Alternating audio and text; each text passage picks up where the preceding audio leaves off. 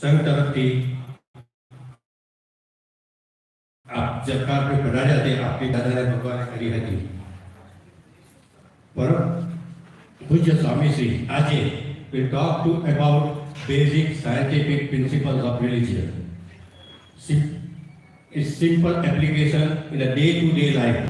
રોજે રોજની સવારથી આપણે જે લાઈફમાં સિમ્પ્લિસિટી જે કરવાની છે એના માટે લાઈફના માટે એના માટે આપણે સ્વામીજી ભારતનાથજી આપણને થોડું જ્ઞાન આપશે જે શાંતિથી આપણે સાંભળીએ। Leading the permanent peace happiness ultimately moksha, જેનાથી આપણને હેપીનેસ મળે અને છેલ્લે આપણા બધાનો ધ્યેય એક જ હોય છે, મોક્ષ। તો એ માટે આજે સ્વામીજી આપણને એમની વાણી દ્વારા આપણને સારા ઉપદેશ આપશે, તો આપણે શાંતિથી સાંભળીશું ને થેન્ક યુ વેરી મચ ભારતનાથજી, thank you for coming here. જ્યારે પણ તમને અવસર મળે ત્યારે જરૂરથી અમારા મંદિરમાં પધારજો। જય શ્રી કૃષ્ણ, જય જીનેન્દ્ર, જય સ્વામિનારાયણ। હવે હું તમને માહિતી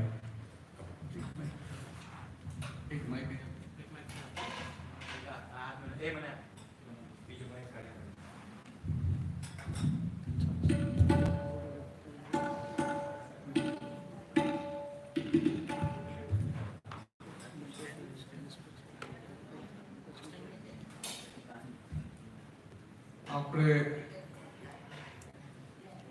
કાર્યક્રમની શરૂઆત એક નિષ્પક્ષપાતી ત્રિમંત્રોથી કરીએ। જેમ ભગવાન આ બધા બિરાજેલા છે, ભગવાનને એકબીજા સાથે ભેદ હોય? હા કે ના બોલજો? ભગવાનને ક્યારેય ભેદ ના હોય, ભેદ આપણને મનુષ્યોને છે। તો જેમ ભગવાન એકબીજા સાથે અને આખા જગત સાથે અભેદ હોય, એવા મંત્રો પણ અભેદ હોય છે। તો આપણે એક નિષ્પક્ષપાતી ત્રિમંત્ર બોલાવીએ છીએ। મીને સાંજે બોલાવશે તો રિપીટ કરજો। નમો અરિહંતાણમ, નમો અરિહંતાણમ, નમો સિદ્ધાણમ, નમો સિદ્ધાણમ, નમો આયરિયાણમ, નમો આયરિયાણમ, નમો વજ્જાયાણમ, નમો ઉપજ્જાયાણમ, નમો લોય સૌ સાહુણમ, નમો લોય સૌ સાહુણમ, એસો પંચન મુક્કારો, એસો પંચન મુક્કારો, સૌપાવપણાસનો, સૌપાવપણાસનો, મંગલાણમ ચ સૌવેસિમ, મંગલાણમ ચ સૌવેસિમ, પરમં હવૈ મંગલમ, પરમં હવૈ મંગલમ। ઓમ નમો ભગવતે વાસુદેવાય, ઓમ નમો ભગવતે વાસુદેવાય, ઓમ નમઃ શિવાય, ઓમ નમઃ શિવાય। જય સચ્ચિદાનંદ। જય સચ્ચિદાનંદ। બધાને ગુજરાતી આવડે છે? એવું કંઈક હોય ને તો મને કહી દેજો, આપણે લેંગ્વેજ બદલી નાખશું।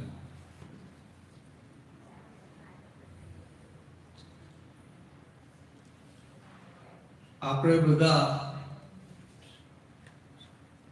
સનાતન મંદિરમાં ભેગા થયા છીએ અને આપણે બધા સનાતન ધર્મમાં માનીએ છીએ અને સનાતન ધર્મને ફોલો કરીએ છીએ, બરાબર?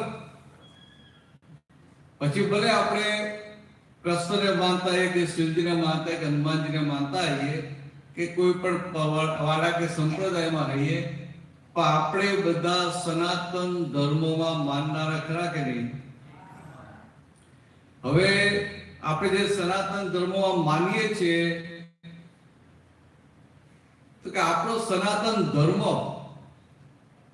અને બીજા જગતમાં ઘણા બધા ધર્મો છે। આપણે એવું કહીએ ખરા કે આપણો ધર્મ ઊંચો, એવું અંદર માનીએ ખરા,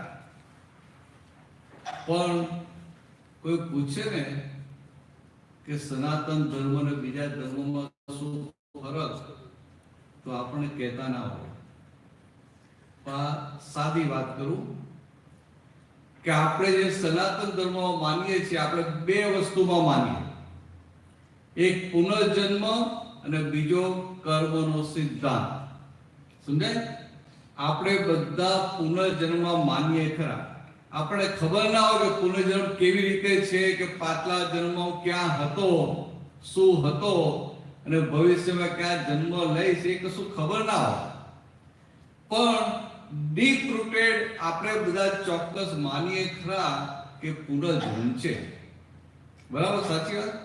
અને કર્મનો સિદ્ધાંત, તો કે આ બેમાં માનીએ એટલે આપણે એ રીતે થોડાક આપણી જવાબદારી વધારે હોય. અને બીજી વાત કરું કે આપણો સનાતન ધર્મ એટલે આ બધા કહે ને એટલે આપણને એવું ફસી ગયું છે કે આપણો ધર્મ જૂનામાં જૂનો, કે સનાતન ધર્મ એટલે જૂનામાં જૂનો ધર્મ નહીં. સનાતન એટલે કાયમ, પરમેનન્ટ, સત. એટલે કે આત્મા એને સત કહેવાય, સનાતન કહેવાય.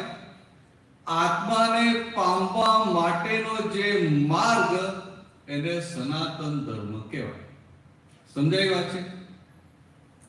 આપણે શું કે આપણો તો બહુ જૂનામાં જૂનું, આ તો બધું નવું હોય, આપણું જૂનામાં જૂનું. તો ના, એવું નહીં, એ વાત ખોટી નથી.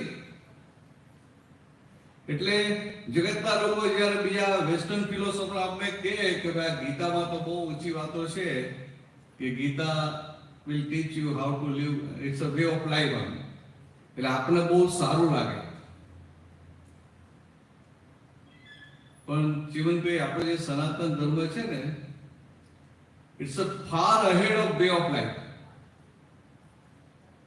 આપણને બહુ સારું લાગે કે ભાઈ જીવન કેમ જીવવું એ શીખવાડે છે, એ તો પાયાની વાત છે. પણ Sanatan Dharma actually it's a vision to attain liberation. મોક્ષ પામવા માટેની એક દ્રષ્ટિ છે. જ્યાં જે ધર્મમાં મોક્ષ પામવાની વાત હોય ત્યાં જીવનમાં ટેન્શન હોય, ઉપાધિ હોય, ચિંતા હોય. હા કે ના? તો બોલ્યો હોય ચિંતા.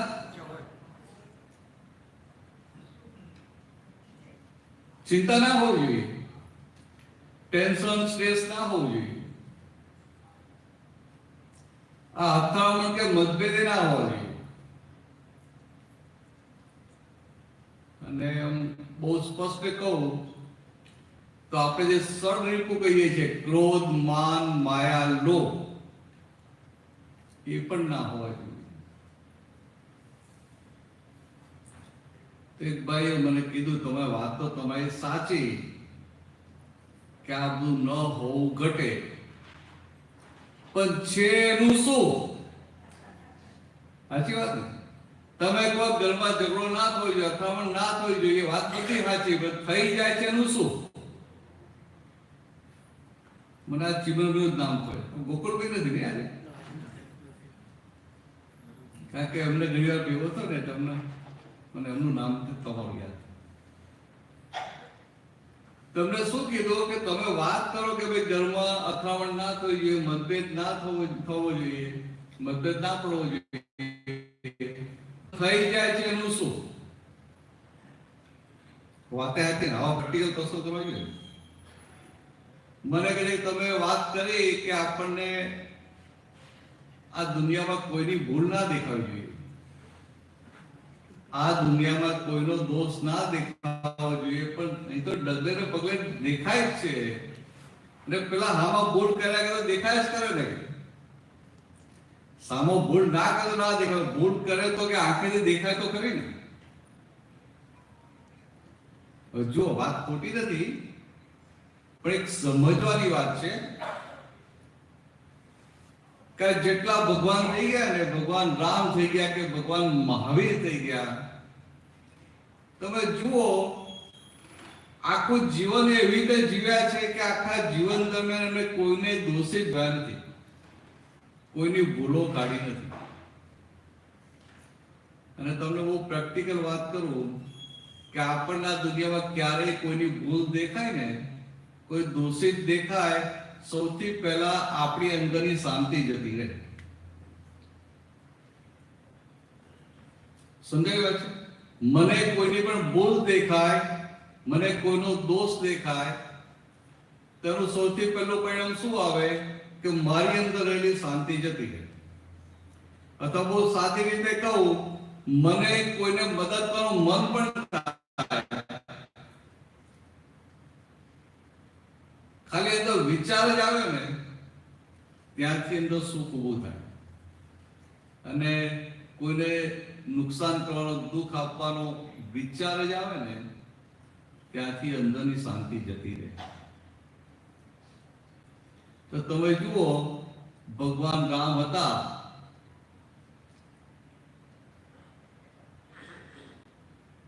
એમને જીવનમાં કેટલા બધા ભારે સંજોગ આવ્યા કે ના આવ્યા?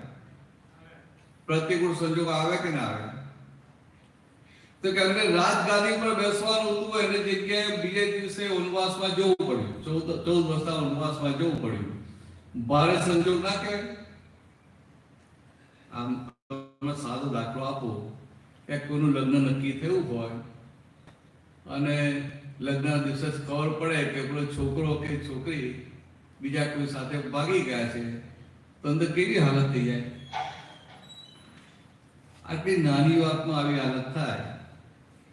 આ તો ભગવાન રામને રાજગાદી પર બેસવાનું હતું, બધું પાક્કું હતું. અને કૈકેયીએ એક રાતમાં કઈનું કઈ કરી નાખ્યું, તો ભગવાન રામે કૈકેયીને દોષી જોયા હતા? રાજા દશરથને દોષી જોયા હતા? મંત્રાને દોષી જોયેલી?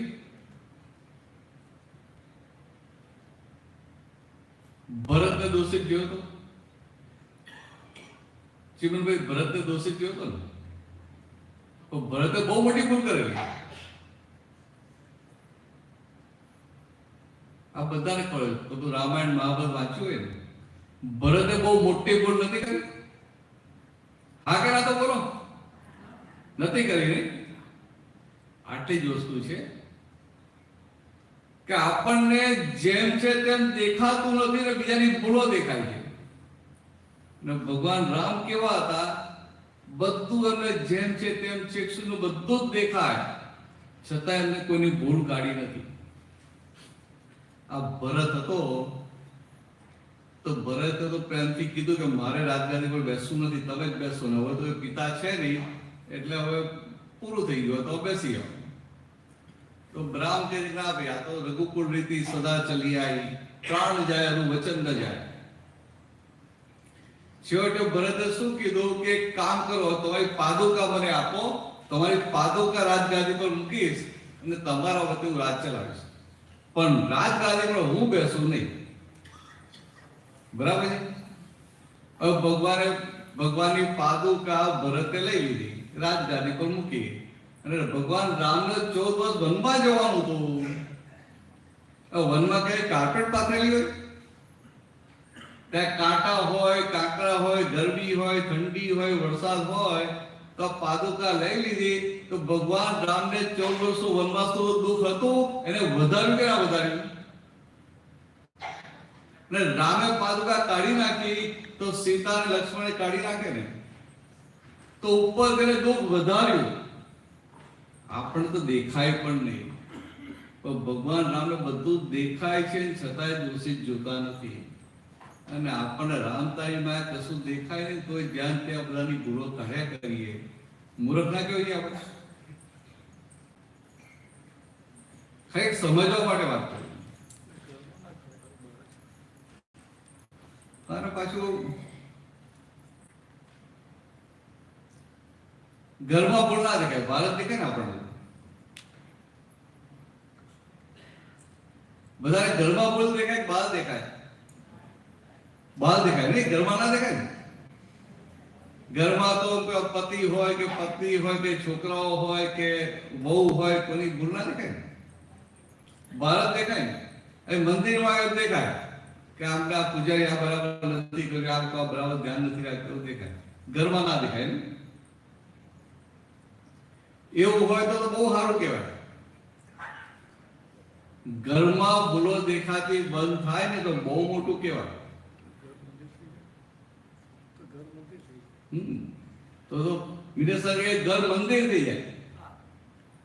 ઘરમાં જો એકબીજાની ભૂલો દેખાતી બંધ થાય તો ઘર મંદિર થઈ જાય. આ દાદા ભગવાનની વાત કરું તો બસ દાદા ભગવાનની વાત તો ખબર છે, પરિચય તો છે ને દાદા ભગવાનનો. હું શોર્ટમાં આપી દઉં. એમનું નામ હતું A.M. પટેલ, અંબાલાલ મુરજીભાઈ પટેલ. એમનું ગામ હતું ભાદરણ. એમનો જન્મ થયેલો 1908માં અને 1958માં ઇન 1958 એ વ્યારાથી બરોડા જતા હતા. એટલે એ જમાનામાં ટ્રેનમાં જવું પડતું. તો ટ્રેનમાં સુરત સ્ટેશને ટ્રેન બદલવી પડે. તો સુરતનું રેલવે સ્ટેશન 3 નંબરનું પ્લેટફોર્મ અને છેલ્લા બાકડા પર બેઠેલા ત્યારે અમે કુદરતી બટ નેચર જ્ઞાન પ્રકાશ થયો. જ્ઞાન પ્રકાશ થયો એટલે શું કે મહિલા ભગવાન ઉપરના બધા આવરણ ખસી ગયા, આત્મા ઉપરના બધા આવરણ ખસી ગયા. અને એમને દેખાયું કે હું પોતે કોણ છું, મારું સ્વરૂપ શું, ભગવાન શું, આ પાપ શું, પુણ્ય શું, મુક્તિ શું. ને એ સમયથી એમનો દેહ અને આત્મા બંને છૂટા પડી ગયા. અને પછી પોતે નિરંતર પોતાના આત્મ સ્વરૂપમાં જ રહેતા હતા. તેવું એમાં આવા દાદા હતા. દાદા શું કે અમે દાદા ભગવાન નથી. આ તમને દેખાય છે તો કે A.M. પટેલ છે, પણ કે 1958માં મય જે ભગવાન ખુલ્લા થયા એ દાદા ભગવાન છે. અને એ દાદા ભગવાન જીવ માતાની અંદર પણ છે, તમારી અંદર છે. ફરક કેટલો હોય તો થોડા પ્રગટ થવામાં થોડા અંશો વધારે બાકી હોય. તો દાદા આમ તો કોન્ટ્રાક્ટર હતા, સિવિલ કોન્ટ્રાક્ટર હતા. આપણું ઘરમાં જે દોષ દેખાય ને એની વાત કરું છું. તમને એક સાઈટ ઉપર કામ ચાલે તો દાદા મહિને 2 મહિને ક્યારેક એકાદ વાર જાય. તો એમને એક મુસલમાન ભાઈ લેબર કોન્ટ્રાક્ટર તરીકે રાખેલા, સબ કોન્ટ્રાક્ટર તરીકે. હવે એ જમાનામાં એટલા બધા પૈસા ના હોય. જે ગામમાં કામ ચાલતું હતું એ ગામમાં થઈને જવું પડે. ગામમાં એક શેરી જ હોય અને એમાં મકાન કેવા હોય, બહાર ઓરડી હોય, બહાર ઓટલો હોય, બે ઓરડી હોય, બીજું રસોડું હોય, એવી તો હોય.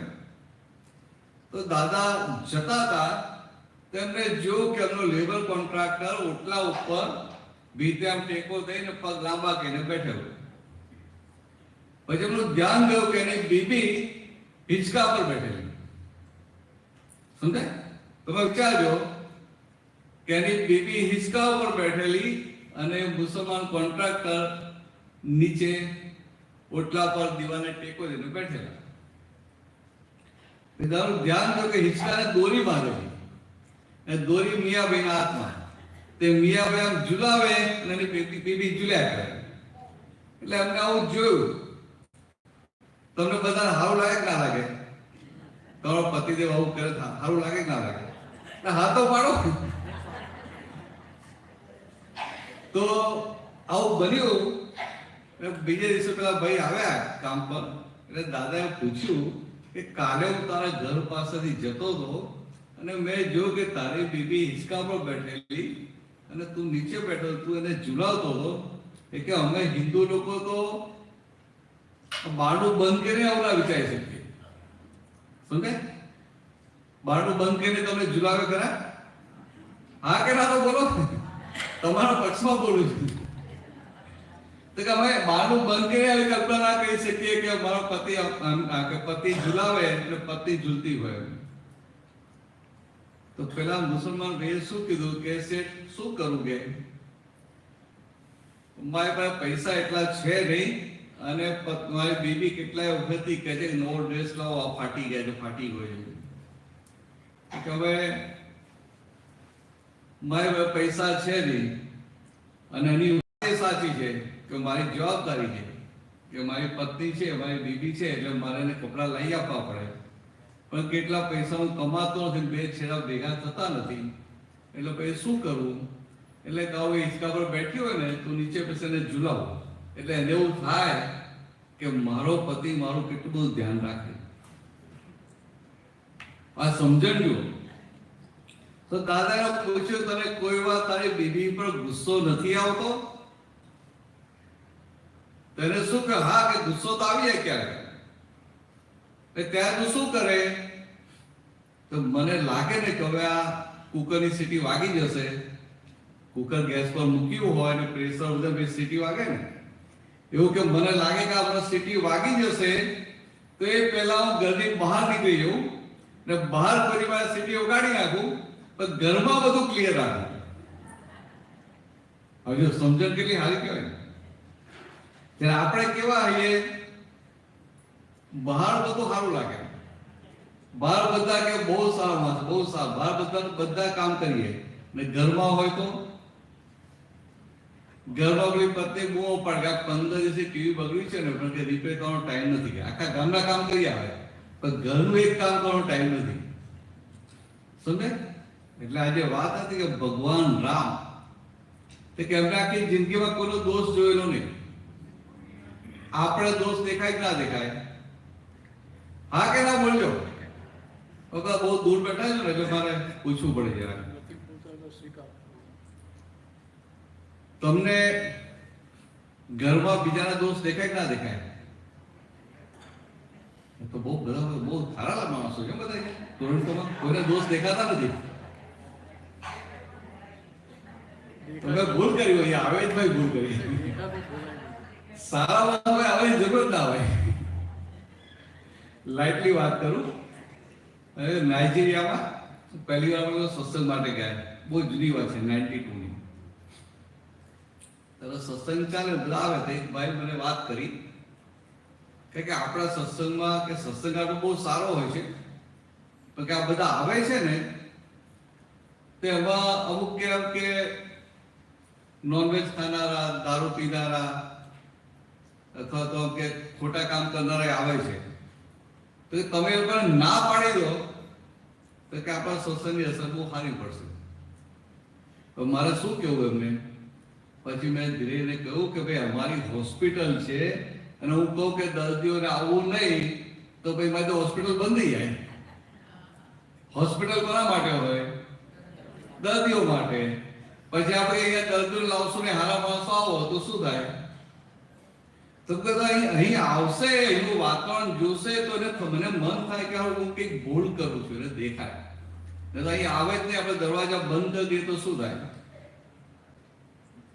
તો આ ભગવાન રામની જે વાત કરતા હતા, તો ભગવાન રામ 14 વર્ષનો વનવાસ પૂરો કરીને પાછા આવ્યા ને એટલે પહેલા રાજા દશરથ તો હતા નહીં એટલે એમની માતાના દર્શન કરવા જાય છે. એમની માતા કૌશલ્યા માતા, કૌશલ્યાના દર્શન કરવા જાય. કઈ ના, બધું ખબર છે, બોલવાની જરૂર જ નથી.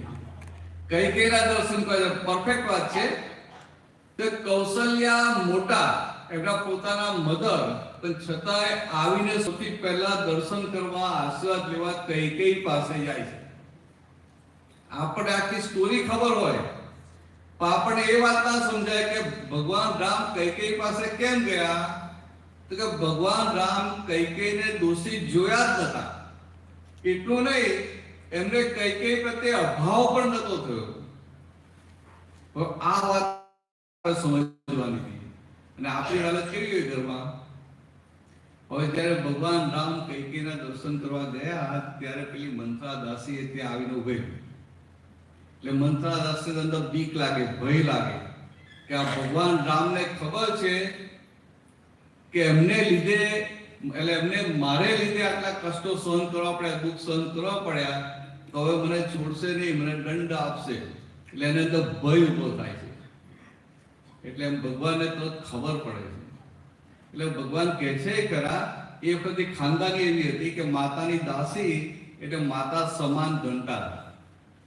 તો ભગવાન કહે છે કે હું તો તમને માતા તુલ્ય માનું છું, તમારે મારાથી ભય પામવાની જરૂર નથી. છતાંય કોઈ મંત્રા દાસે શું થાય છે કે આજે તો આ એના માટે રાજા હતા, આજે તો આ રાજા રામ વનવાસમાંથી અયોધ્યામાં આવ્યા છે એટલે બહુ આનંદમાં છે, એટલે કહે છે કે તારે કંઈક ચિંતા તારે માંથી ભય રાખવાની જરૂર નથી. પણ મહિના 2 મહિના પછી વનવાસના દુઃખો, વનવાસના કષ્ટો યાદ આવશે તો મને છોડે ખરા? એટલે એનો ભય જતો નથી.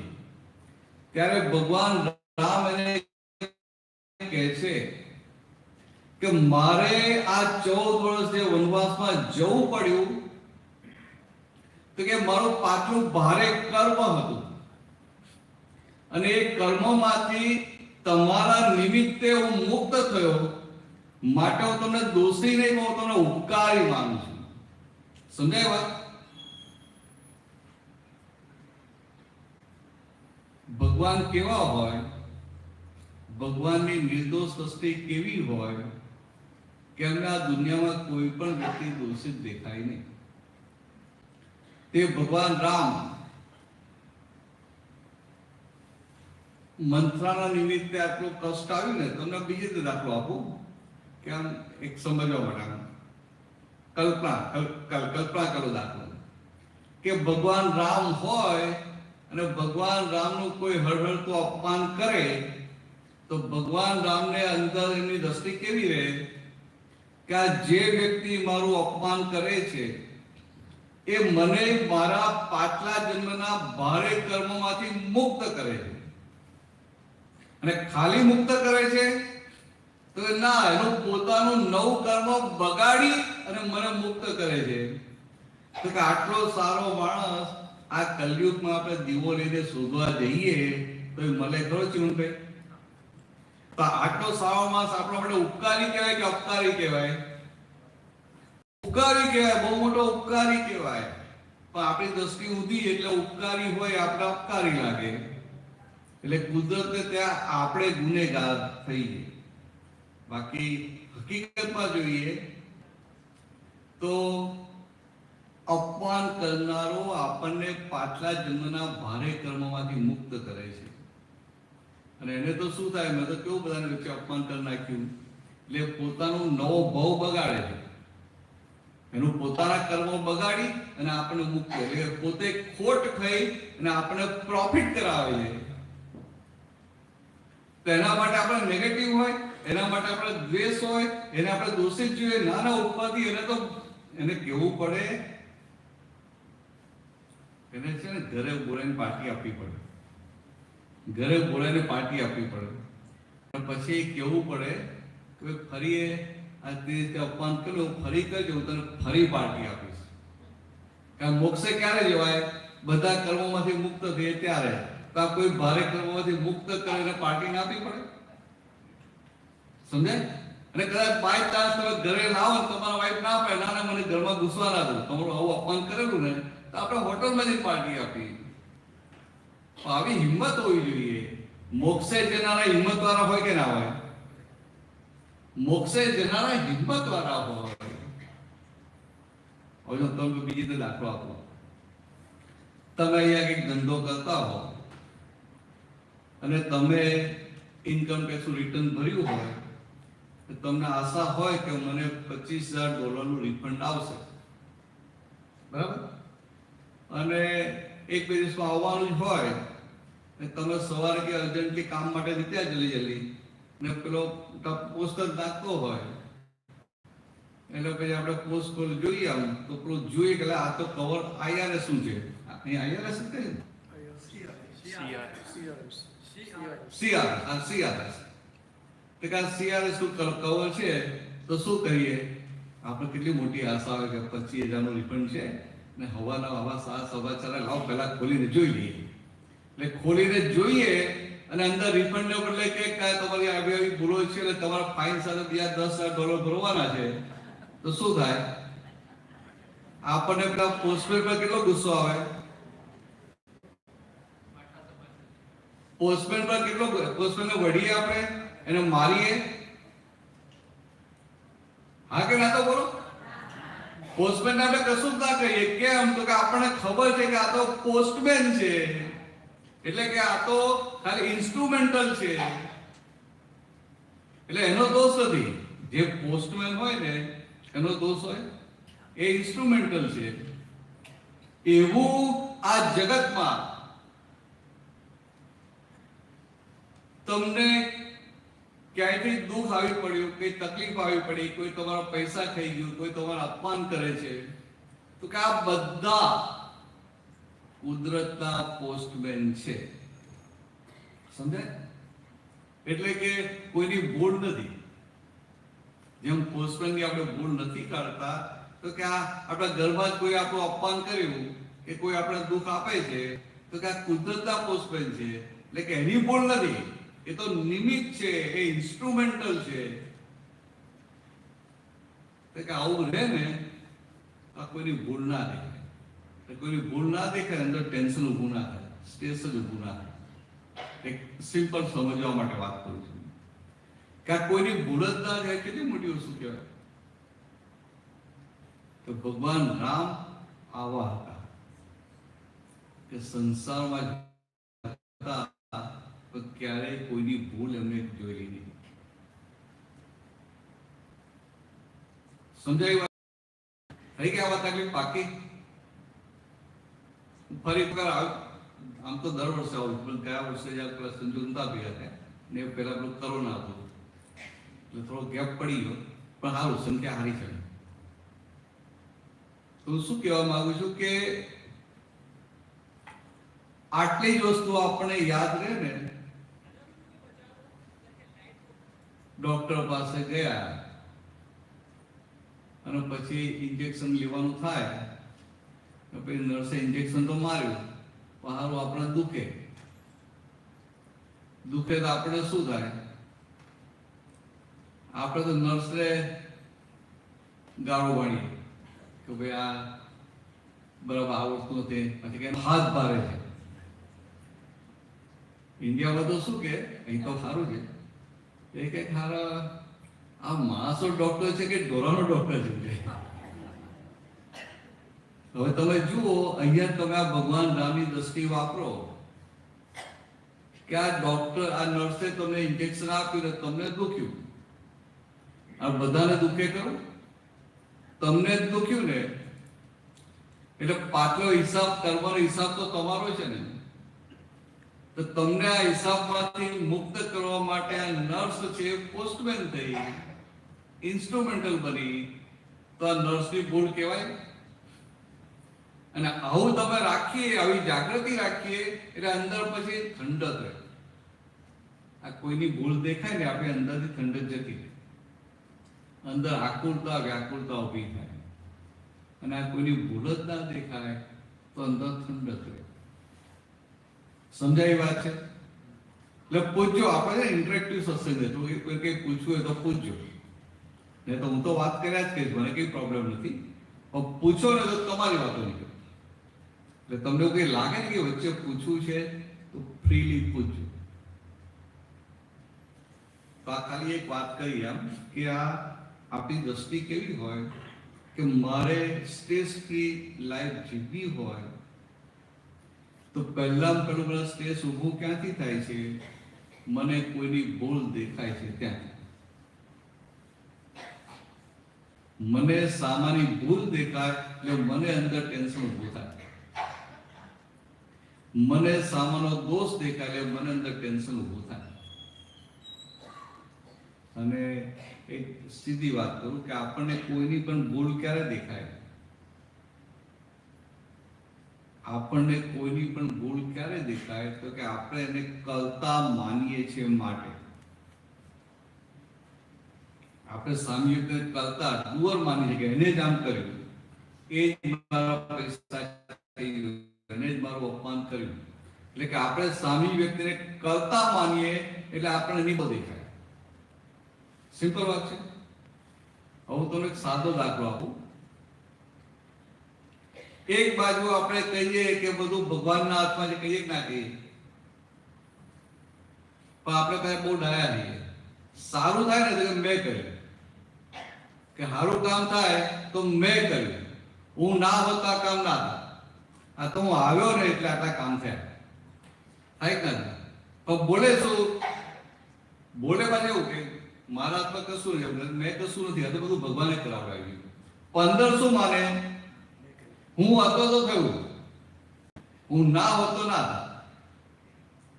ખ્યાલ આવે? એટલે એક બાજુ આપણે કહીએ કે બધું ભગવાન કરે છે, બધું ભગવાન કરે છે, બધું ભગવાન કરે, બધું એમના હાથમાં, આપણા હાથમાં કશું નહીં, અને કોઈ તમારું અપમાન કરે ત્યાં તમે શું કહો? કોઈ તમારો પૈસા થઈ ગયો ત્યાં તમારે એવું જ રાખવું પડે ને કે આ ભગવાન એની પાસેથી પૈસા ખોડાવે, કે ભગવાન એની પાસે મારું અપમાન કરાવડાવ્યું, એટલે વ્યક્તિની ભૂલ નહીં ને, ભગવાનની ભૂલ કાઢવાય ને.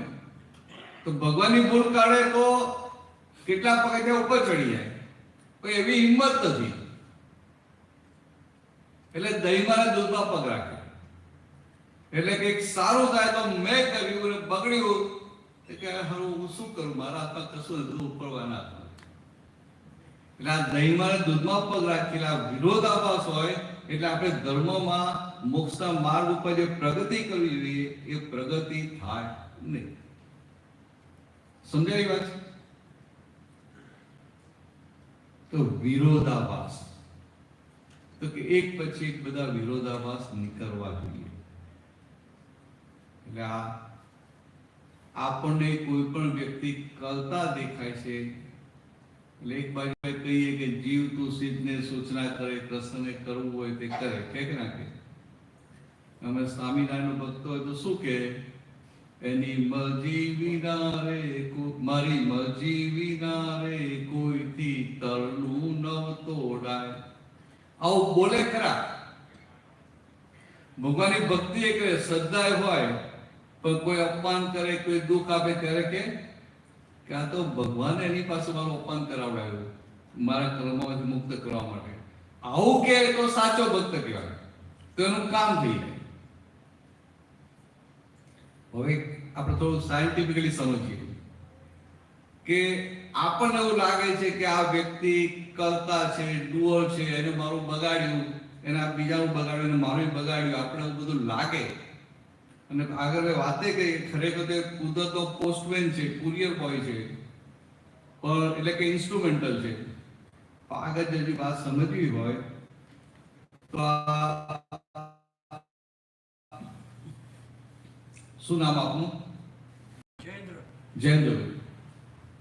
તો જયેન્દ્રભાઈ ખાલી સમજવા માટે વાત કરું કે બાય ચાન્સ આપણે કઈ ઉઠાણ થઈ ને કંઈક આપણે ભેગા થયા, અમુક કે નજીકમાં તમારું ઘર હોય ને તમે બહાર નીકળ્યા હો તો મને જુઓ તો તમે ઘરે બોલાવો ના બોલાવો?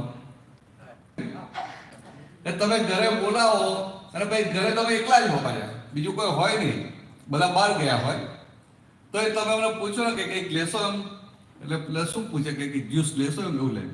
કારણ કે પેલું ચા તો બનાવવી પડે ને. તો હું કહું ના જ્યુસ તો નથી પીવો. તો ભાઈ જે આવ ચા પીવી છે કે? તો ભાઈ મને થાય કે તમને ક્યાં, એમને ક્યાં તકલીફ આપી? તો તમને હું પૂછું કે તમને ચા બનાવતા આવડે છે? અરે કે હું બહુ ફાઇન બનાવું છું. ભાઈ સવારે કહે કે પહેલી ચા હું જ બનાવીને મારા વાઈફને પીવડાવું છું. સમજાય? એટલે ભાઈ હાલ તમે બનાવો ત્યારે. હવે તમે ચા બનાવીને લાવો અને ચા બહુ સારી થઈ હોય તો હું કહું તો ખરો ચા બહુ સારી થઈ છે.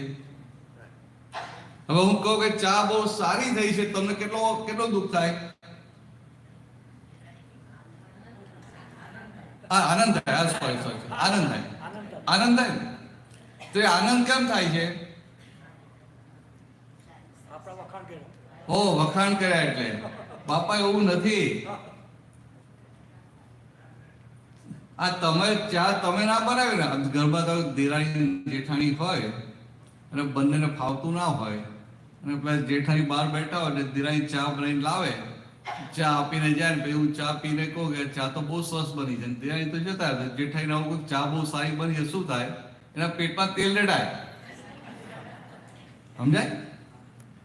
એટલે વખાણ કરવાથી આનંદ નથી થતો, પણ અંદર બિલીફ શું છે, માન્યતા કે ચા મેં બનાવી છે. સમજાય? ચા મેં બનાવી છે એટલે જે પોતાનો ડુઅલ થઈ જાય છે, કરતા થઈ જાય છે, એને લઈને આનંદ આવે છે. અને એમાં કરતા થઈને બગડી જાય તો દુઃખી થઈ જાય. હવે સમજવા માટે કે તમને એવું લાગે છે કે ચા તમે બનાવી, પણ ખરેખર ચા તમે બનાવી છે? ચા બનાવવાની જો તમારી શક્તિ તમને લાગે ને ચા બનાવવાની તમારી શક્તિ છે, તમે ચા બનાવી શકો, પણ નરેન્દ્રભાઈ જયેન્દ્રભાઈ હું તમને કહું અહીંયા બેઠા બેઠા ચા બનાવો, મારે ચા પીવી છે તો થાય? કેમ તમે શક્તિ છે ને?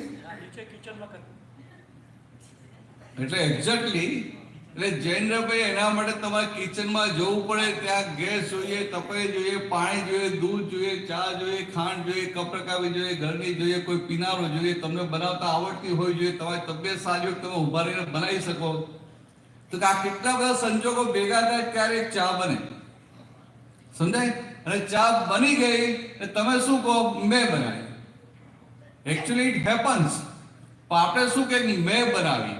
હવે તમે નીચે ગયા, તમને ચાની ભૂકી ના મળી, તો લાખ તમને ચા બનાવતા આવડતી હોય ને, ચા બને ખરી? તો ચા તમે બનાવી કે બધા સંજોગો ભેગા થયા એટલે બની ગઈ? કે બધા સંજોગો ભેગા થયા એટલે બની ગઈ. તો ત્યાં આપણે શું કહીએ કે મેં બનાવી. એટલે આમ જો જોવા જઈએ તો આટલા બધા સંજોગોમાં તમે એક સંજોગ છો. You are one of the evidences. You are not independent, you are not whole and soul, but you are out of all these circumstances, you are one of the evidences. Means you are instrumental, you are not doer. સમજાય? તો આટલો તમને સમજાઈ ગયો કે આ ચા બનાવવાની તમારી સ્વતંત્ર શક્તિ નથી. તો તમારી ના હોય તો તમારા વાઈફ બનાવતા હોય તો એની સ્વતંત્ર શક્તિ કહેવાય? ના કહેવાય. અને એમનાથી કોઈ ચા બગડી ગઈ તો એની ભૂલ કરાય? ઇન્સ્ટ્રુમેન્ટલ છે. તો કે આજે ચા બગડી કેમ ગઈ? તો કે એમની બગાડવાની ઈચ્છા હતી? તેના એમની તો બગાડવાની ઈચ્છા હતી જ નહીં. તો બગડી કેમ ગઈ? તો કે આજે તમારી પુણ્ય કાચી પડી, તમારો આજે પાપનો ઉદય છે એટલે તમારા ટેસ્ટની ચા ના આવી અને એમાં એ ઇન્સ્ટ્રુમેન્ટલ બન્યા. સમજાય? હવે એની ભૂલ ના કરાય ને, પોતાને થેન્ક યુ કેવું પડે. આ કોઈ પણ બહેનો હોય ને તો પૂછો ને, લોકો રસોઈ બનાવે, તમને ક્યારે એવું થાય કે આજે રસોઈ બગાડવી જોઈએ? હા કે ના તો કરો? તમને ક્યારે એવું થાય કે આજે રસોઈ બગાડવી છે? તમને રાતે તમારા હસબન્ડ સાથે ઝઘડો થઈ ગયો હોય ને બીજે દિવસે એના બધા ખાસ ફ્રેન્ડ બધા આવવાના હોય જમવા માટે, તો તમને થાય કે રાતે બાજુ ઝઘડો કર્યો આજે તને બતાવી દો, ખાવાનું બગાડીને બતાવી દો કે ફરી બાજુ ઝઘડે એવું થાય ખરું? ક્યારેય ના થાય. એમને એવું જ હોય કે રસોઈ સારામાં સારી બનાવી છે, છતાં એ બગડે કે ના બગડે કારણ કે ઇન્સ્ટ્રુમેન્ટલ છે. સમજાય? ઇન્સ્ટ્રુમેન્ટલ એટલે કે આ જગતમાં કોઈ પણ ક્રિયા કરવા માટે તમે સ્વતંત્ર કરતા નથી. તમે બધા સંજોગોમાંથી માત્ર એક સંજોગ છો, ઇન્સ્ટ્રુમેન્ટલ છો, નિમિત્ત છો. એટલે પેલું કહીએ ને આપણે પપેટ છે, કઠપુતલી છે, એ આવી રીતે. હવે જો સામી વ્યક્તિ આપણી સાથે ગમે તે કરે છે, એ જો ઇન્સ્ટ્રુમેન્ટલ છે, નિમિત્ત છે, તેની ભૂલ કહેવાય. અને કોઈ આપણને દેવામાંથી બહાર કાઢે, એની તો ભૂલ ક્યારે ના જોવાય, ઉપરથી એને થેન્ક યુ કેવું પડે. સમજાય? આટલું બદલી નાખશો? જયેન્દ્રભાઈ આવશે? હું ફરી આવીશું, યાદ રાખજો, તમારું નામ મને યાદ છે. હા, પકડીશું તમને ભાઈ, કામ બરાબર છે કે નહીં? તો ભણેલી છો પણ મારું પૂછાય તો ખરું ને કે આ પેલું યાદ રહ્યું કે ના રહ્યું? પૂછાય ને? ના તો તમારા હિતમાં જ છે. પણ આવું એક વસ્તુ પકડી લઈએ ને, કામ થઈ જાય. આ બધા ભગવાન આના માટે જ વાત કરેલી. એટલે એમનું જીવન છે ને, એમનું જીવન પરથી આપણે જોવાનું હોય. આ તો શું થાય કે રામાયણ આપણે વાંચીએ ખરા, પણ આપણી બુદ્ધિથી વાંચીએ, આપણી બુદ્ધિથી. સમજાય? આપણી બુદ્ધિથી એટલે શું થાય કે આપણે ભગવાન રામાયણ જે લખ્યું એ ભગવાન રામને સમજવા માટે લખ્યું.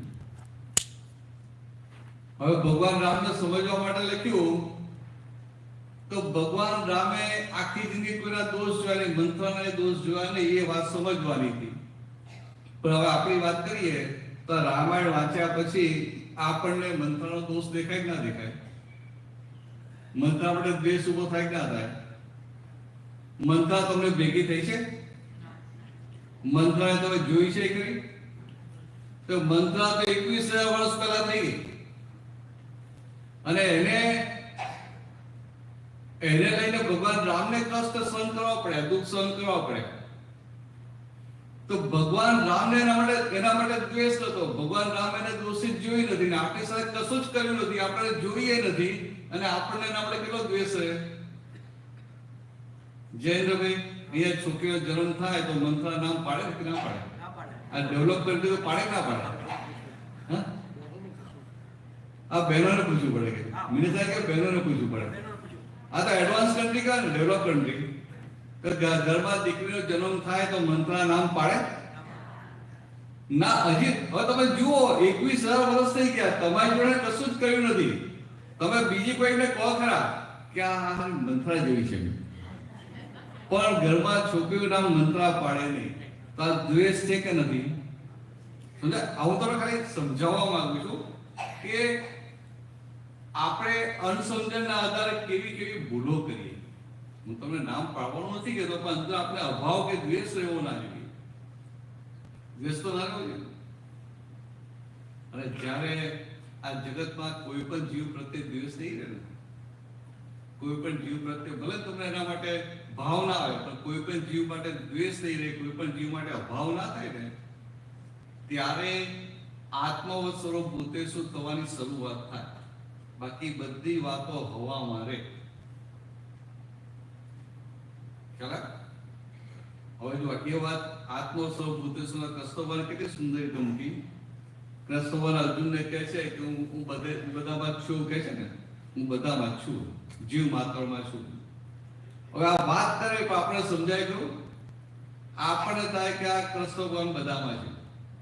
પાછું કૃષ્ણને વાત કરી કે સર્વ ધર્માન પરિત્યજ્ય મામેકમ શરણં વ્રજ અહમ ત્વામ સર્વ પાપેભ્યો મોક્ષયિષ્યામિ મા શુચ.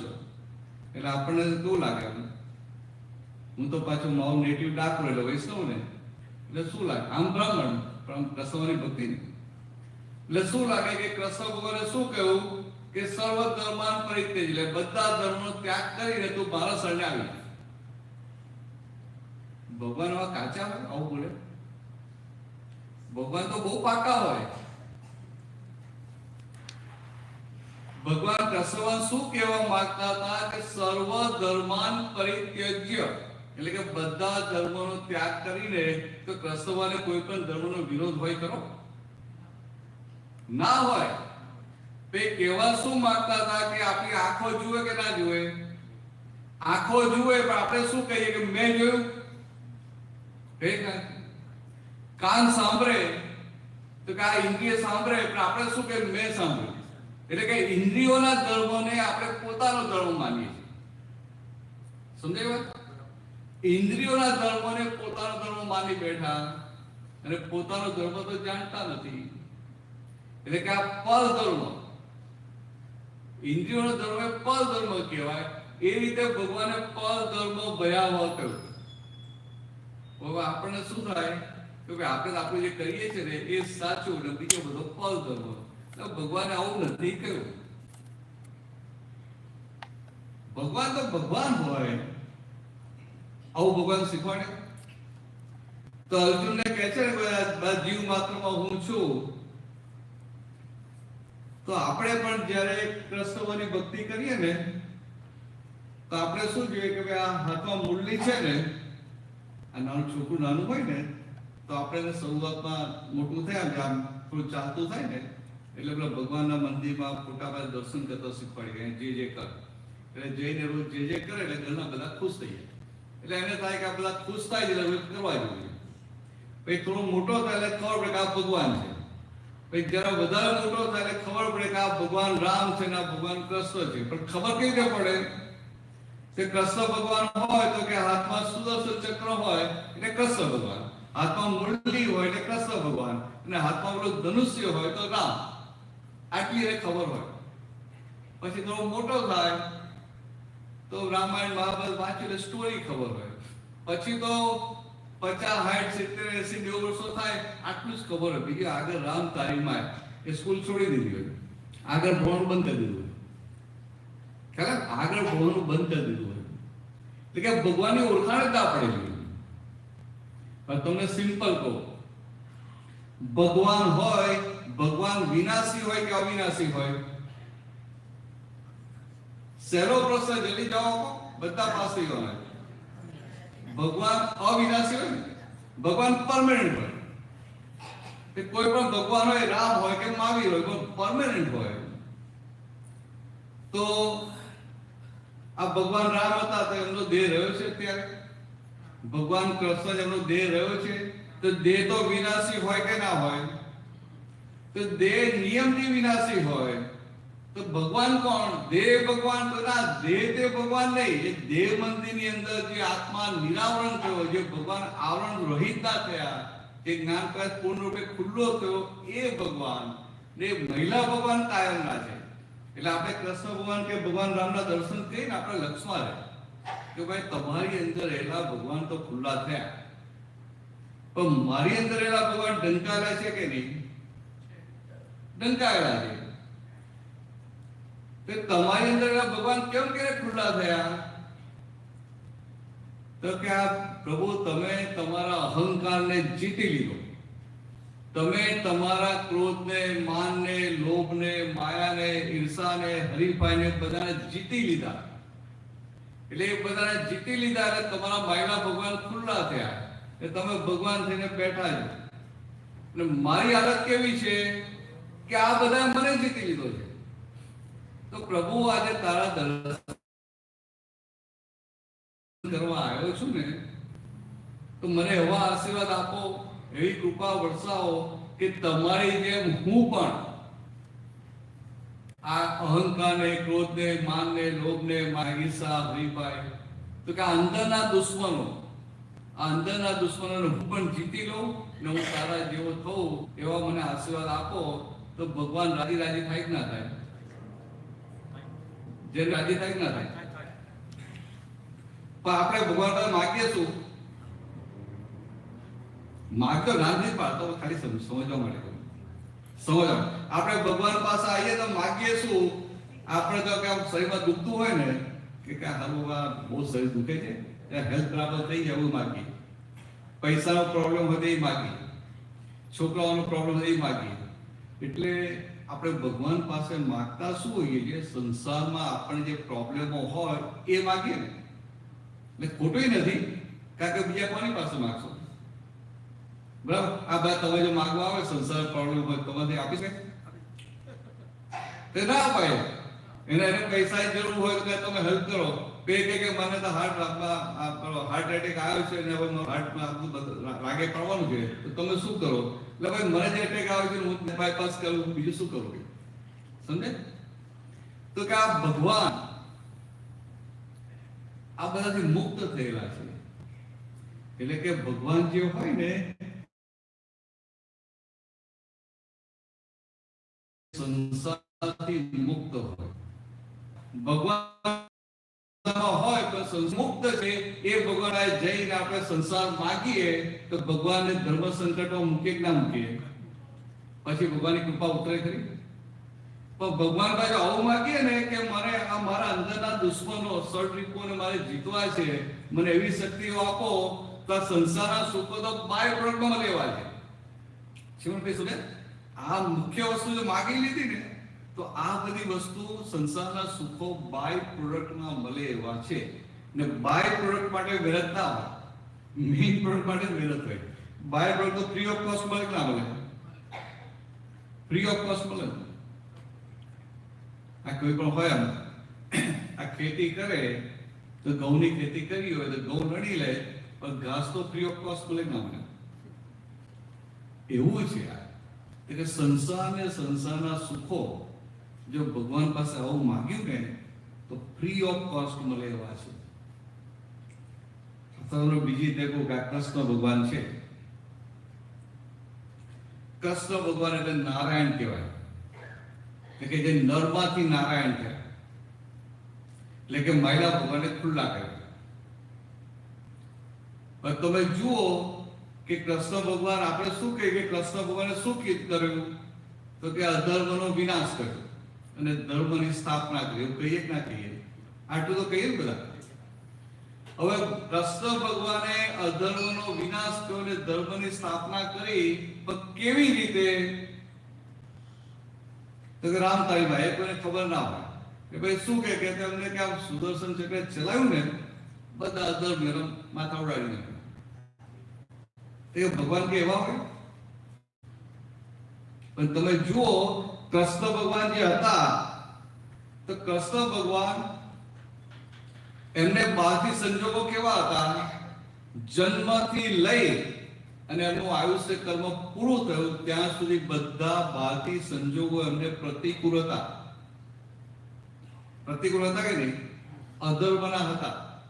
તમે જુઓ એમનો જન્મ જેલમાં થાય છે મથુરામાં, તો કે પ્રતિકૂળ સંજોગ નથી? જન્મ થતા એમને ટોપલામાં લઈને ત્યાં ગોકુળમાં જવું પડે. એ પાછી યમુનામાં પૂર આવેલું, તોફાન હતું, એની પાછળ ટોર્નેડો હતું, એમાં જવું પડે. કેવા ભારે સંજોગ કહેવાય. પાછા નાના હતા અને કેટલા બધા એમને મારવા આવ્યા. થોડા મોટા થયા તો પેલો હસ્તિનાપુર ગયા, તો ત્યાં એમને બહારથી સારા સંજોગ હતા. પાછું એમને જવું પડ્યું પેલા કૌરવ અને પાંડવો ને થયું ને, તો વિષ્ટિ કરાવવા માટે, કોમ્પ્રોમાઇઝ કરાવવા માટે ભગવાનને જવું પડ્યું. હવે ભગવાન જાય છે, દુર્યોધનને કહે છે કે હવે ધર્મ પ્રમાણે રાજ્ય હોપી દેવું પડે, પણ દુર્યોધન માને છે ભગવાનની વાત? હવે તમે જુઓ કે પેલા ભગવાન અને આ દુર્યોધન, ભગવાનની સામે કોણ છે ખેતી મૂલી, પણ ભગવાનની વાત માને છે?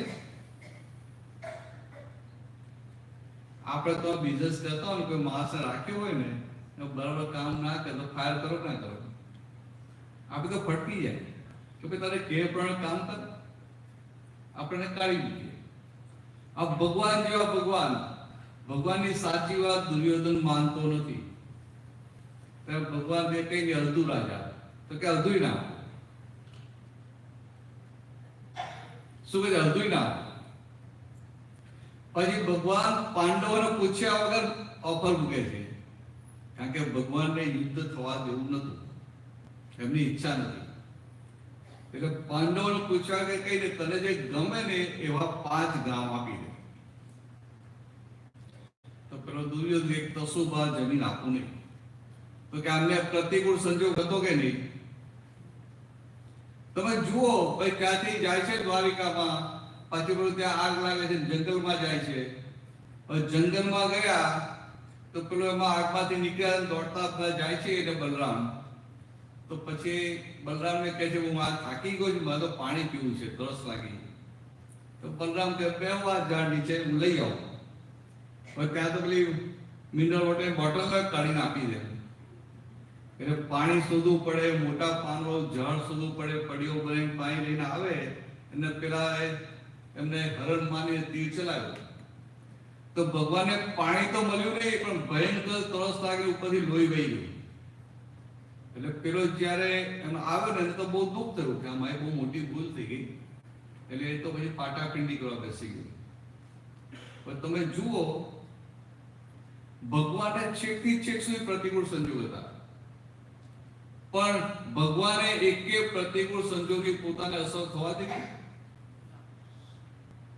તો કે આ પ્રતિકૂળ સંજોગ, અધર્મના સંજોગની પોતાને અસર ના થવા દીધી, એ અધર્મનો એમને વિનાશ કર્યો. ખ્યાલ? જે તમે કોઈ તમારું અપમાન કરે અને તમને અસર ના થાય તો તમે જીતી લો. આવું ભગવાન આવા બધા સંજોગોમાં, આખી જિંદગીમાં આવા પ્રતિકૂળ સંજોગમાંથી, અધર્મના સંજોગમાંથી જ પસાર થયા. એકે બહારના નેગેટિવ સંજોગ એમને પોતાને અસર ના થવા દીધી, એ એમને અધર્મનો વિનાશ કર્યો. અને ધર્મની સ્થાપના કેવી રીતે? તો કે આ બધા પ્રતિકૂળ સંજોગ આવ્યા, આપણે પ્રતિકૂળ સંજોગ ભેગા કરનાર જે નિમિત્ત હતા, એ નિમિત્ત પ્રત્યે પોતે સંપૂર્ણ પોઝિટિવ રહ્યા. તમે જુઓ કે જેનું તીર વાગ્યું છે ને, તીર મારનારને ભગવાન શું કહે છે કે મારો તો અંત સમય નજીક આવી ગયો છે, તું મારું ડ્રેસિંગ કરવાનું છોડી દે, પાટાપીટી છોડી દે, તું દોડીને દૂર ભાગી જા. જો બલરામ આવશે, બલરામને ખબર પડશે કે તારું તીર મને વાગ્યું છે, બલરામ તને મારી નાખશે. તો કે આવા સમયે પણ કેટલા પોઝિટિવ છે. આપણે શીખવાની હતી આ વસ્તુ. આ દુર્યોધન છે ભગવાનની એક પણ વાત માની નહીં, પણ એના માટે પણ ભગવાન પોઝિટિવ છે. તો આપણે પકડાય નહીં, સમજાય નહીં. એટલે ભગવાન આપણે શું કહીએ કે ભગવાન પાંડવોના પક્ષમાં હતા અને દુર્યોધન કૌરવોના વિરુદ્ધ હતા. તો કેવું ભગવાન કોઈની વિરુદ્ધ ના હોય. ભગવાન એટલે ભગવાન સૌનું હિત જુએ ને ભગવાન કહેવાય. સજ્જનનું એ હિત જુએ ને દુર્જનનું એ હિત જોતા હોય એને ભગવાન કહેવાય. અને એનું પ્રમાણ તમને મળે કે આ દુર્યોધન જ્યારે ભગવાને કૃષ્ણને પ્રશ્ન કરે છે, જાનામિ મે ધર્મમ નચ મે પ્રવૃત્તિ, જાનામિ મે અધર્મમ નચ મે નિવૃત્તિ. હું ધર્મને જાણું છું પણ એનું આચરણ કરી શકતો નથી. અધર્મને પણ જાણું છું, અધર્મનો ત્યાગ કરી શકતો નથી. આવું કેમ? તો ભગવાન શું ઉત્તર નતા જતા? તો ભગવાન જવાબ આપે છે. ભગવાન મૌન રહે છે. શ્રીમંતભાઈ આ ભાઈ પૂછે છે ને ત્યારે ભગવાન મૌન. આપણે ના આવડતા આપણે મૌન કેમ ભરીએ ને? તો મને થયું કે આ દુર્યોધન ભગવાનની એક્ઝામ લીધી અને ભગવાન he was not well prepared, એટલે he kept mum. સમજાય? પણ આજે સમજાય કે ભગવાન મૌન કેમ રહેલા? તે ભગવાનને દેખાતું હતું કે આ દુર્યોધન છે એની દુર્બુદ્ધિ છે, એટલે હું એને સાચી વાત કરીશ તો સાચી વાતનો મિસયુઝ કરશે, દુરુપયોગ કરશે ને વધારે અધોગતિમાં જશે, સ્લીપ થશે. એટલે દુર્યોધન અધોગતિમાં ના જાય, સ્લીપ ના થાય એટલા માટે ભગવાન મૌન રહે છે. તો ભગવાન દુર્યોધનના પક્ષમાં છે કે નહીં? પક્ષમાં એનું હિત જુએ છે કે નહીં? ભગવાન આવા હોય એટલે આપણે આવી ભગવાનની ઓળખાણ પડે ને આપણું કામ થઈ જાય. ભગવાનથી બોલાય નહીં, પણ ખાલી આમ કહું છું, લાઇટલી કહું છું, આમ સિરિયસલી ના લેતા. આપણે બધા ભગવાનની ભક્તિ કરીએ છીએ, સિન્સિયરલી, હાર્ટીલી અને દિલથી ભક્તિ કરીએ છીએ, નિષ્ઠાથી ભક્તિ કરીએ છીએ. પણ કેટલું છે ભગવાન છે એમ માનીને ભક્તિ કરીએ છીએ, ભગવાનને ઓળખીને ભક્તિ કરતા નથી. માનેલા ભગવાનની ભક્તિ કરીએ છીએ, જાણેલા ભગવાનની ભક્તિ કરતા નથી. અને ભગવાને તો ત્યાં સુધી કીધું માનેલા ભગવાનની ભક્તિ કરશો તો પુણ્ય બંધાશે, ભક્તિ કરશો મારા જેવા થશો. આપણે તો ભગવાન જેવા થવું નથી. જયેન્દ્ર તમારે ભગવાન થવું નથી ને? નતો ને? ના પાડી, તરત ના પાડતો. ખરેખર નતો?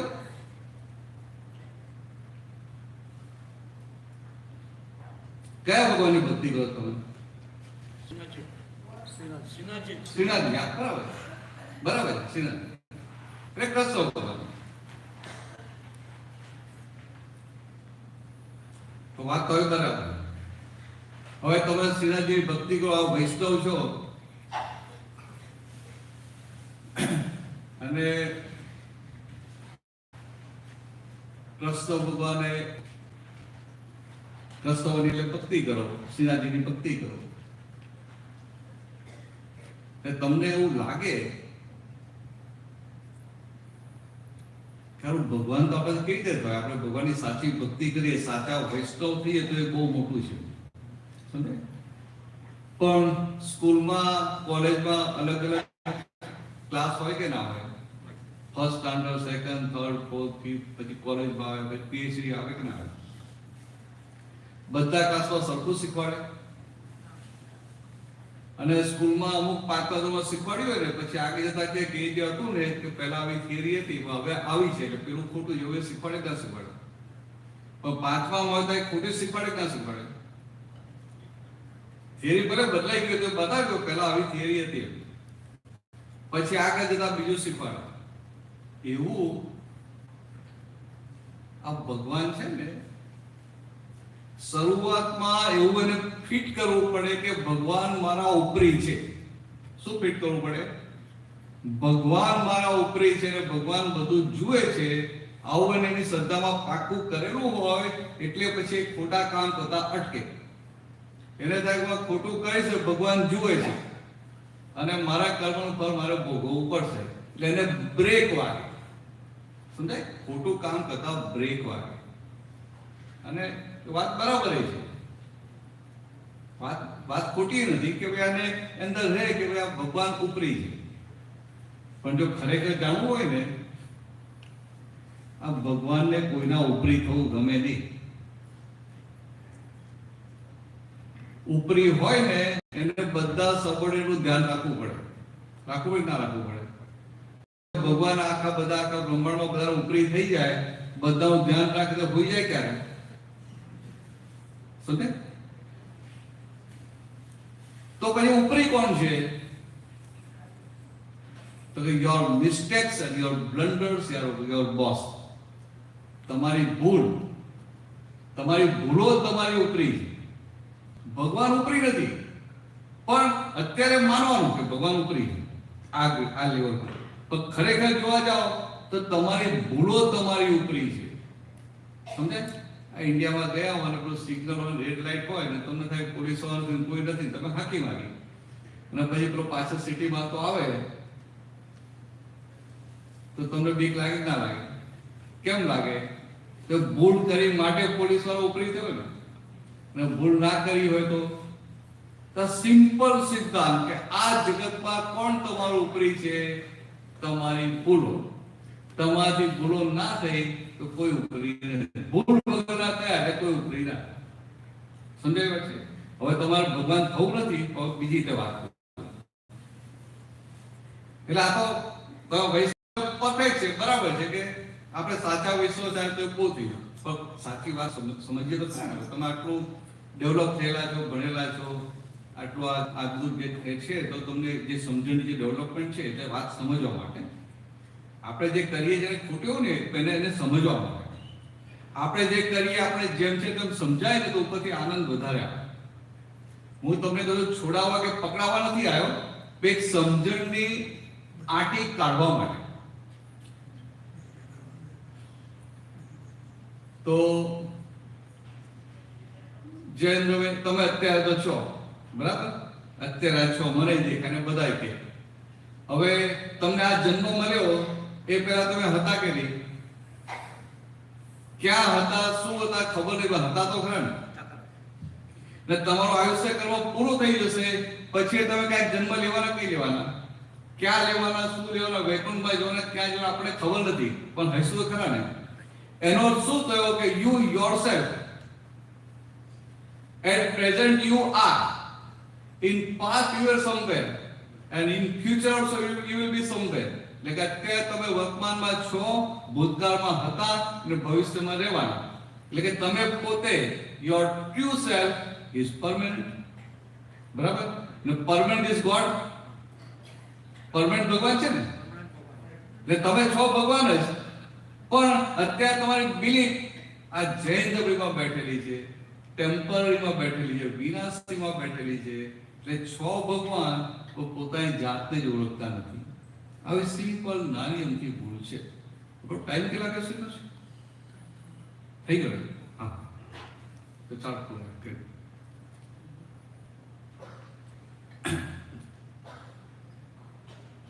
ખ્યાલ તો કે આ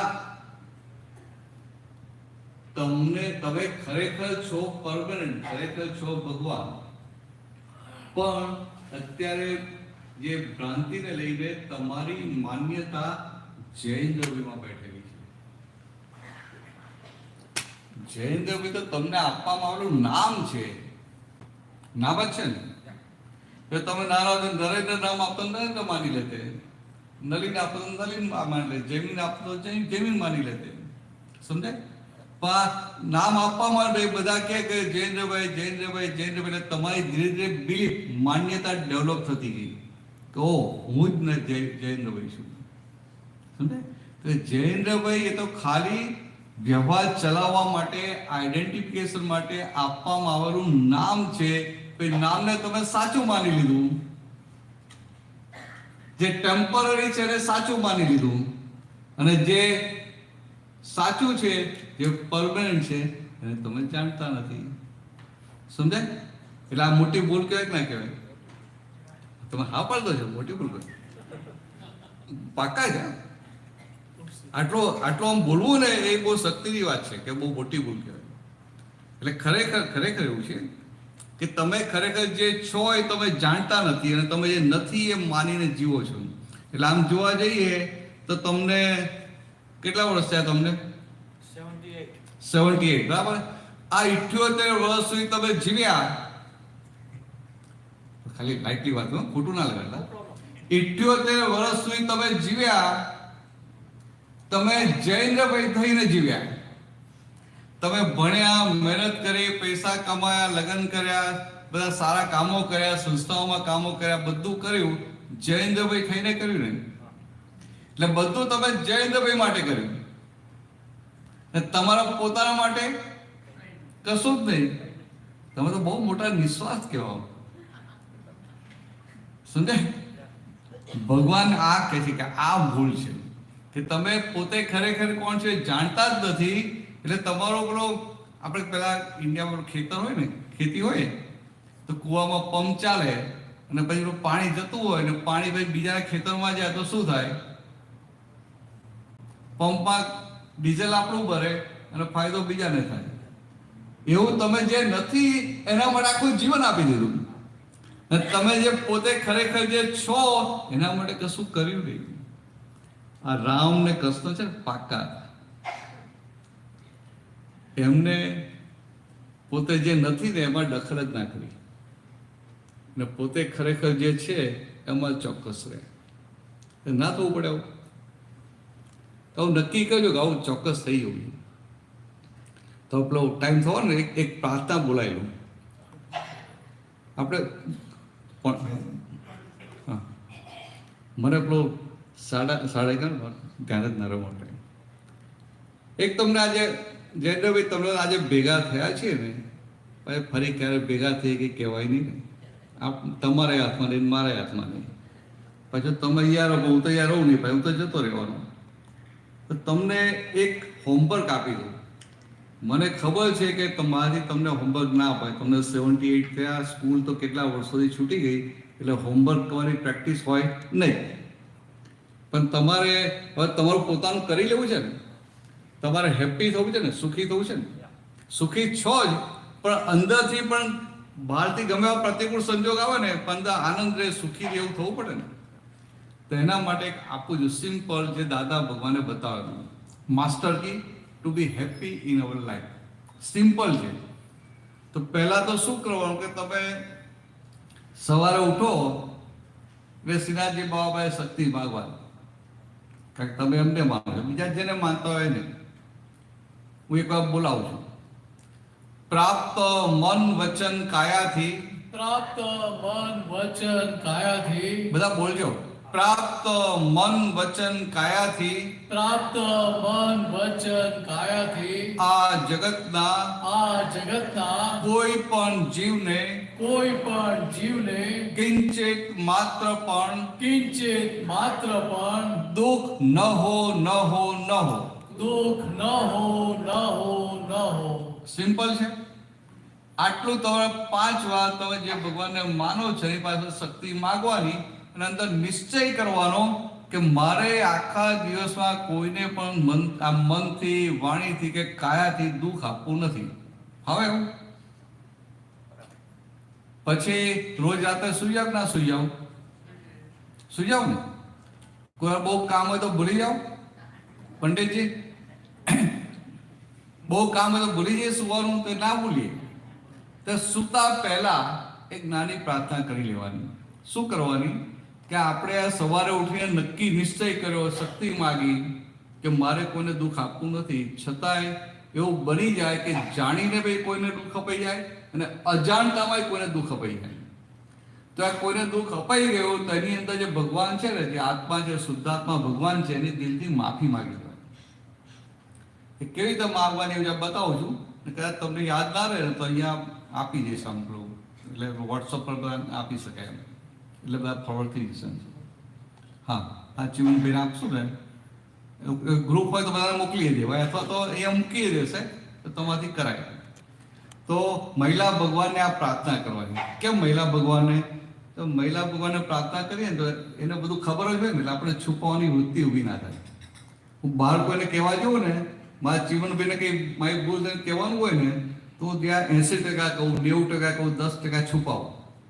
પણ મહિલા ભગવાનભાઈ છુપાવવાનું રહે નહીં ને એટલે બોલાવું છું. હે અંતર્યામી પરમાત્મા, હે અંતર્યામી પરમાત્મા, આપ દરેક જીવ માત્રમાં આપ દરેક જીવ માત્રમાં બિરાજમાન છો, બિરાજમાન છો, તેમજ મારામાં પણ તેમજ મારામાં પણ બિરાજેલા છો. બિરાજેલા છો. આપનું સ્વરૂપ આપનું સ્વરૂપ તે જ મારું સ્વરૂપ છે. તે જ મારું સ્વરૂપ છે. મારું સ્વરૂપ મારું સ્વરૂપ શુદ્ધ આત્મા છે. શુદ્ધ આત્મા છે. હે શુદ્ધ આત્મા ભગવાન, હે શુદ્ધાત્મા ભગવાન, હું આપને અભેદ ભાવે હું આપને અભેદ ભાવે અત્યંત ભક્તિપૂર્વક નમસ્કાર કરું છું. ભક્તિપૂર્વક નમસ્કાર કરું છું. અજ્ઞાનતાએ કરીને અજ્ઞાનતાએ કરીને મેં જે દોષો કર્યા છે મેં જે દોષો કર્યા છે તે સર્વ દોષોને તે સર્વ દોષોને આપની સમક્ષ જાહેર કરું છું. આપની સમક્ષ જાહેર કરું છું. તેનો હૃદયપૂર્વક તેનો હૃદયપૂર્વક ખૂબ પસ્તાવો કરું છું ખૂબ પસ્તાવો કરું છું અને આપની પાસે અને આપની પાસે ક્ષમા પ્રાર્થું છું. ક્ષમા પ્રાર્થું છું. હે પ્રભુ, હે પ્રભુ, મને ક્ષમા કરો, ક્ષમા કરો, ક્ષમા કરો. મને ક્ષમા કરો, ક્ષમા કરો, ક્ષમા કરો. અને ફરીથી એવા દોષો અને ફરીથી એવા દોષો ક્યારેય પણ ના કરું ક્યારેય પણ ના કરું એવી આપ મને શક્તિ આપો. એવી આપ મને શક્તિ આપો. હે શુદ્ધાત્મા ભગવાન, હે શુદ્ધાત્મા ભગવાન, આપ એવી કૃપા કરો કે આપ એવી કૃપા કરો કે અમને ભેદભાવ છૂટી જાય અમને ભેદભાવ છૂટી જાય અને અભેદ સ્વરૂપ પ્રાપ્ત થાય. અને અભેદ સ્વરૂપ પ્રાપ્ત થાય. અમે તમારામાં અમે તમારામાં અભેદ સ્વરૂપે અભેદ સ્વરૂપે તન્મયાકાર રહીએ. તન્મયાકાર રહીએ. જય સચ્ચિદાનંદ. જય સચ્ચિદાનંદ. એટલે જેને આ પ્રાર્થના બોલાવી ને એમાંથી બોલે ને અજ્ઞાનતાએ કહીને મેં જે દોષો કર્યા છે આખા દિવસ તો આપણે 2, 3, 4, 5 ને દુઃખ થયું હોય ને એ યાદ કરીને એની જે શુદ્ધાત્મા ભગવાન જેની માફી માગી છે.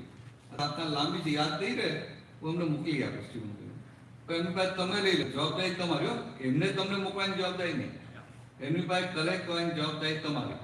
એટલે ફરી આવીશ તો તમને પૂછી લઈશ કરી કે ના કરે. એવું ના કરે ચિમનભાઈ મને આપી નથી, નો એક્સક્યુઝ. બરાબર ને? Like clear.